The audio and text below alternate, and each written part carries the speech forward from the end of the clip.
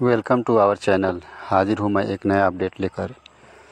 फरवरी माह का मानदेय अपडेट है। इसमें बताया गया है कि डाटा लोड हुआ अथवा नहीं हुआ। जानने के लिए देखें। राज्य के सभी जिले के सक्रिय साथियों को सूचित किया जाता है कि राज्य परियोजना कार्यालय के द्वारा सहायक अध्यापकों का मानदेय डाटा अपलोड करने की अंतिम तारीख, आखिरी तारीख जो है 7 मार्च 2024 तक तय किया गया है। यानी 7 मार्च 2024 तक अंतिम तारीख है डाटा अपलोड करने का। तो मानदेय अपडेट से यह जुड़ी हुई खबर थी, तो इसलिए सभी स्कूल के सक्रिय अध्यापक अपने अपने ज़िले का डाटा जो है